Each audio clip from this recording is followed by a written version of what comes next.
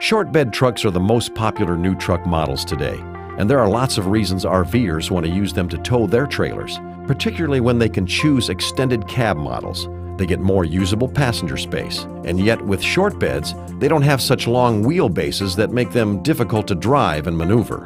The problem, of course, is that if you position the weight of the trailer, the Kingpin, over the axle to provide proper weight distribution, and the safe towing characteristics that fifth-wheel trailers are known for, then the trailer is too close to the cab to allow shorter turns to be made.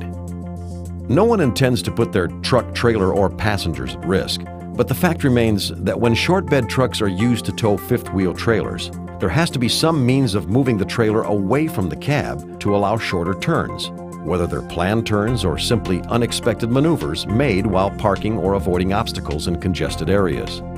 The cost of unintended contact between the truck and trailer can be significant when you consider damage to the truck cab, front of the trailer, and the potential for injury to passengers, not to mention the stress of always needing to be aware that the problem is always there. Just the embarrassment of having an accident in the campground or in a congested gas station or RV park, and the vacation time interrupted by having to deal with insurance companies, glass replacement companies, and body shops is a real concern for most RVers. They're looking for solutions. In fact, they'd just rather not have a problem. Various companies have developed different approaches trying to solve the problem. Some that require constant monitoring, an accepted responsibility of always remembering to do something before making a turn. Some that appear to be a solution, but in reality fall far short of doing what's needed. And some that have significant drawbacks in terms of towing safety and stability. And finally, one that does solve the short bed problem.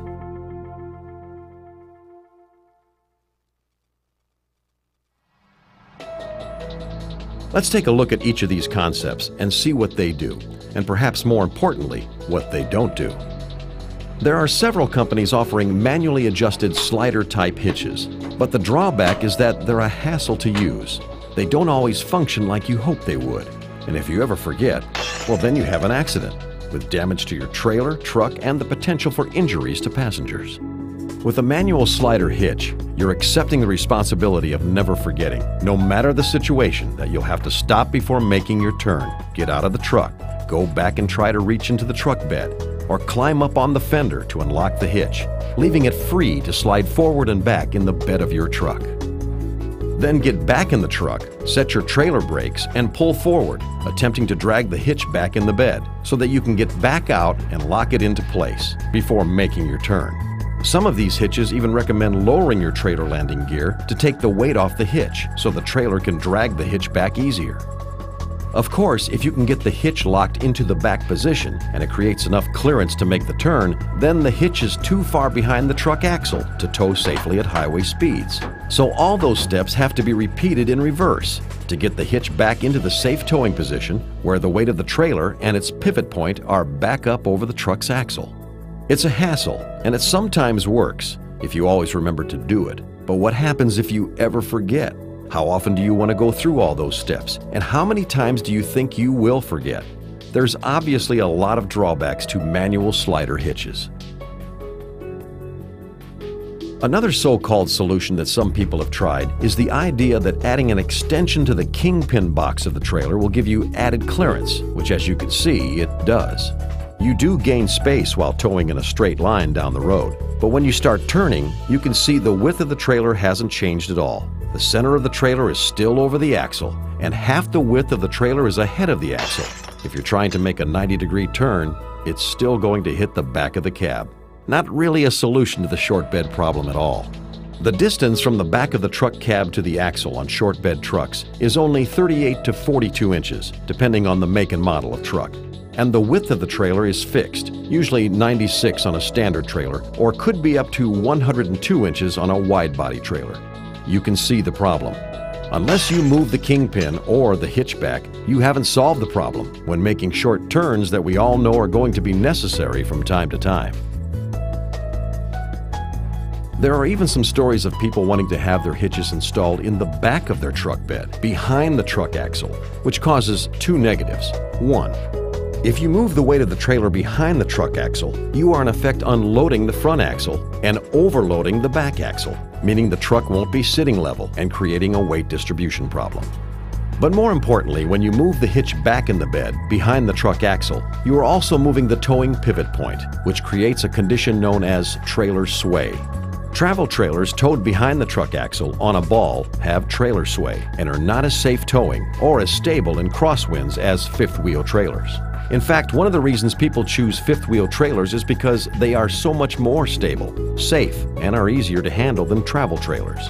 It would be unlikely that any installer or knowledgeable RVer would accept the idea of mounting a hitch behind the truck axle. It's simply not a good idea. The negative consequences in safety and handling would eliminate it as an option anyone would consider. There are now a couple of products appearing in the market that are essentially doing just that, actually moving the towing pivot point back from the truck axle, which means that you lose the sway-free towing characteristics of a fifth-wheel trailer. You'd have a trailer that tows more like a bumper pull travel trailer, but without having the option of using sway control or weight distribution. When the trailer's pivot point is behind the truck axle, you can see what happens. The effects of sway, wind from trucks passing, and other unexpected forces gives the trailer leverage to affect the handling of the truck. In engineering terms, it's called oversteer or torque, not what you want when you're trying to tow safely and enjoy your travels. The disadvantages of this option, once truly considered, are significant. No one would consider simply installing a fifth-wheel hitch behind the axle of the truck. It simply wouldn't have the safe towing characteristics of a fifth-wheel trailer. Another drawback to this option is that it places significant additional stress and leverage on the Kingpin box and trailer frame, which may not have been designed to be altered this way. Again, not really a solution for short bed owners. The only real proven solution for safe towing with short beds is the SuperGlide hitch from Pullrite. It keeps the pivot point at the axle of the truck, providing the safe towing advantages of fifth-wheel trailers. And then, when making short turns, it automatically moves back as far and as fast as you turn, regardless of whether you're towing forward or in reverse. SuperGlide really is the only true solution.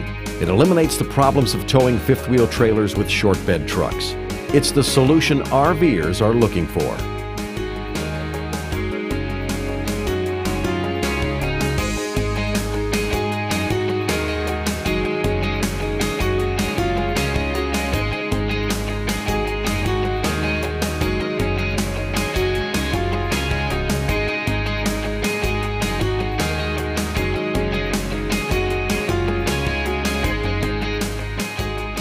Safe, convenient, hassle-free.